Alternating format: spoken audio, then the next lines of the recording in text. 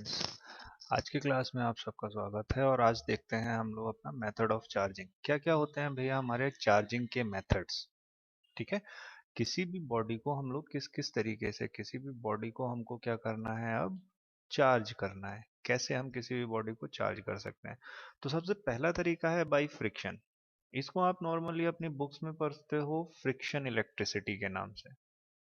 किस नाम से? Friction electricity. तो इस फ्रिक्शन इलेक्ट्रिसिटी में क्या होता है भाई, उसको देखने के लिए थोड़ा सा एटम का स्ट्रक्चर देखते हैं। एटम का स्ट्रक्चर क्या बोलता है कि एक न्यूक्लियस है और इस न्यूक्लियस के चारों तरफ हमारे इलेक्ट्रॉन्स हैं। तो ये न्यूक्लियस और इलेक्ट्रॉन के बीच में एक बॉन्ड होता है, जिसकी वजह से ये इलेक्ट्रॉन इसके चारों तरफ ऐसे करके घूमता रहता है। ठीक है, लेकिन हम सारे लोग जानते हैं जैसे जैसे न्यूक्लियस से इस इलेक्ट्रॉन की डिस्टेंस बढ़ती जाती है, इनके बीच का फोर्स ऑफ अट्रैक्शन जो है वो धीरे धीरे कम होता जाता है। यानी कि ये जो बॉन्ड है ये बहुत वीक होता जाता है। तो उस केस में अगर हमने इस इलेक्ट्रॉन को कुछ एक्स्ट्रा एनर्जी दी, तो ये इलेक्ट्रॉन क्या करता है, अपनी शेल में से निकलकर बाहर आ जाता है या फिर किसी दूसरी बॉडी को ट्रांसफर हो जाता है। बॉडी को ट्रांसफर हो जाता है। और ये जो एनर्जी कहलाती है, ये कहलाती है उस एटम का वर्क फंक्शन। क्या कहलाती है बेटा? Work function. यानी कि जिस बॉडी का वर्क फंक्शन कम होगा उसमें से आप कम एनर्जी देके इलेक्ट्रॉन को बाहर निकाल सकते हो। जिस बॉडी का वर्क फंक्शन ज्यादा होगा उसको आपको ज्यादा एनर्जी देना पड़ेगा इलेक्ट्रॉन को बाहर निकालने के लिए। ठीक है, तो फ्रिक्शन में हम क्या करते हैं, फ्रिक्शन में हम एक बॉडी और दो बॉडी को आपस में रब करते हैं।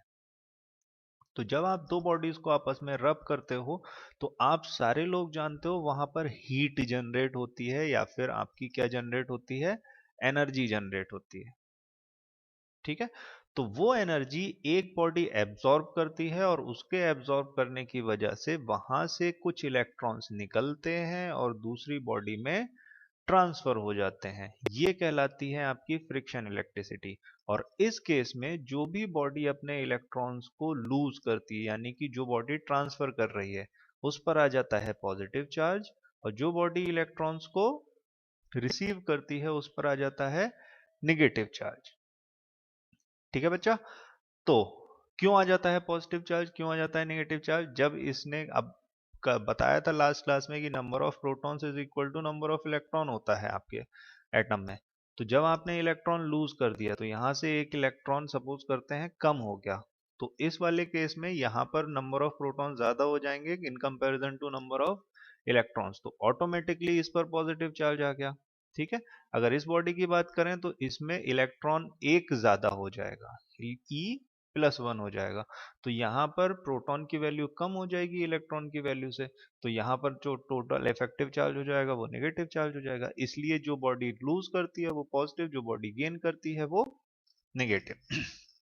ठीक है, बहुत सारे एग्जाम्पल आप लोगों ने पढ़े होंगे यहाँ पर। जैसे कि किसी ग्लास की रॉड को अगर आप सिल्क के कपड़ों से सिल्क के साथ रब करोगे, सिल्क क्लॉथ के साथ सिल्क के कपड़े से रब करोगे तो ग्लास पॉजिटिव हो जाता है, सिल्क नेगेटिव हो जाता है। ठीक है, सिमिलरली एक बहुत बचपन में खेल खेला होगा आपने, अगर अपने कॉम्ब को जिससे बाल काटते हो उसको आप अपने ड्राई हेयर्स में लेकर जाओगे तो वो कॉम्ब क्या होता है, कुछ पेपर के पीस को अपनी तरफ अट्रैक्ट कर लेता है। ठीक है, तो जब कॉम्ब को आपने ड्राई हेयर में रब किया तो वो फ्रिक्शन इलेक्ट्रिसिटी की वजह से ये कॉम्ब हो गया चार्ज। लेकिन जब आप इसको पेपर के पीस के पास लाते हो, पेपर के पास लाते हो, तो ये इसको अट्रैक्ट करता है due to induction, electromagnetic induction बोलते हैं। ठीक है, तो पहला तरीका हमारा था कि फ्रिक्शन इलेक्ट्रिसिटी की वजह से चार्ज आ जाता है, जो अभी बताया मैंने आप लोगों को। फ्रिक्शन इलेक्ट्रिसिटी की वजह से चार्ज आ जाता है। और बाकी का चार्ज आता है आपका दूसरा मेथड है जिससे आप किसी भी बॉडी को चार्ज कर सकते हो, वो है इलेक्ट्रोमैग्नेटिक इंडक्शन। अब इलेक्ट्रोमैग्नेटिक इंडक्शन में क्या होता है बच्चा, कि अगर हम किसी चार्ज्ड बॉडी को सपोज करो, जैसे इस डायग्राम में आपको दिख रहा है, ये आपका एक बॉल है। ठीक है, जिस पर कोई भी चार्ज नहीं है। सपोज करते हैं, यहां बना लेते हैं, ये बॉल है, इस पर कोई भी चार्ज नहीं है, और इस बॉल के पास हम सपोज करिए एक पॉजिटिव चार्ज की रॉड लेकर गए। तो जब हम इस पॉजिटिव चार्ज वाली रॉड को लेकर जाएंगे, तो इस बॉडी के जितने भी इलेक्ट्रॉन्स होंगे वो धीरे धीरे, अभी हमने इसको टच नहीं किया है, सिर्फ पास में ले जाके रखा है, तो सारे के सारे इलेक्ट्रॉन इस पॉजिटिव की तरफ अट्रैक्ट होंगे और इधर आ जाएंगे, क्योंकि हम जानते हैं अपोजिट चार्ज एक दूसरे को अट्रैक्ट करते हैं। और जितना भी पॉजिटिव चार्ज होगा वो इधर कलेक्ट हो जाएगा, यानी कि ये जो बॉडी है, इस बॉडी की ये वाला पोर्शन सारा निगेटिव हो जाएगा और ये वाला पोर्शन सारा पॉजिटिव हो जाएगा। अब अगर इस वाले एंड को हमने ग्राउंड से कनेक्ट कर दिया, तो जितना भी ये पॉजिटिव चार्ज यहाँ कलेक्ट हुआ था, ये सारा का सारा ट्रांसफर हो जाएगा ग्राउंड में। तो इस बॉडी की अब जो पोजीशन बनेगी वो कुछ ऐसी बनेगी, सारा नेगेटिव तो यहाँ कलेक्ट हो गया है इस ग्लास रॉड की वजह से, वो इसको कहीं दूर जाने ही नहीं दे रहा है, क्योंकि वो सारा का सारा इसको अपनी तरफ अट्रैक्ट कर रहा है। और यहाँ पर कोई भी चार्ज नहीं है, अब यहाँ पर कोई भी चार्ज नहीं बचा, क्योंकि सारा चार्ज आपने कहाँ ट्रांसफर कर दिया, इस अर्थ में। अब अगर आप इस बॉडी को इससे दूर कर दोगे, अब तो क्या होगा, ये जो इलेक्ट्रॉन यहां पर इकट्ठा हुए थे अभी भैया, वो सारे के सारे इलेक्ट्रॉन आपके पूरी बॉडी में ऐसे करके फैल जाएंगे। ठीक है, तो ये कहलाता है इलेक्ट्रोमैग्नेटिक इंडक्शन। इसको आसान भाषा में समझते हैं कि ये आप हो, ठीक है, और ये आपका फ्रेंड है, और ये फ्रेंड आपका ग्राउंड में खेल रहा है, और आप हो, आपको पापा ने बोला है कि बेटा ये होमवर्क करने के बाद ही ग्राउंड में जा सकते हो। तो आपको जब इस फ्रेंड को देखते हो तो आपका मन करता है कि आप भी ग्राउंड में जाओ। ठीक है, अगर ये चार्ज्ड बॉडी इस अनचार्ज्ड बॉडी के पास में आएगी, तो इस पर भी कुछ वैसा ही चार्ज प्रोड्यूस कर देगी, कुछ वैसा या कुछ अपोजिट चार्ज, वो डिपेंड करता है कि हमने किस वाले एंड को ग्राउंड से कनेक्ट किया हुआ है। तो जब कोई भी बॉडी किसी दूसरी चार्ज्ड बॉडी को देखकर चार्ज हो जाती है, या उसके पास आने से चार्ज हो जाती है, जैसा आपका मन करता है अपने दोस्त को देखकर खेलने का, तो ये फिनोमेना कहलाता है आपका इलेक्ट्रोमैग्नेटिक इंडक्शन। क्या कहलाता है बच्चा? Electromagnetic induction. If a charged body is brought near an uncharged body, the charged body will attract opposite charges and repel similar charges present in the uncharged body. As a result, this one side of the neutral body choosed closer to charged body becomes oppositely charged, while the other is similarly charged. This process is called the electromagnetic induction. तो उसके पास वाला जो portion होगा, इस body के पास वाला जो portion है वो नेगेटिव चार्ज हो गया, क्योंकि इसमें पॉजिटिव था, और ये वाला पॉजिटिव चार्ज हो जाता है। अब क्योंकि हमने इसको ग्राउंड से कनेक्ट कर दिया है, तो सारा पॉजिटिव चला गया आपका ग्राउंड में। तो एंड में, तो इस तरह से किसी भी बॉडी को, अनचार्ज बॉडी को किसी चार्ज बॉडी के पास में आने से जो भी इसके ऊपर चार्ज आता है वो आता है इलेक्ट्रोमैग्नेटिक इंडक्शन की वजह से। तीसरा तरीका है हमारा चार्जिंग बाय कंडक्शन, छू देने से। किसी को, किसी चार्ज बॉडी को जब हम किसी अनचार्ज बॉडी के टच करेंगे तो क्या होगा, तो यहां पर हमने दो गोले लिए, ये बॉल है आपकी, ठीक है, सपोज करते हैं इस पर कुछ चार्ज है और इस पर कोई भी चार्ज नहीं है, इस पे चार्ज है, इस पे चार्ज नहीं है।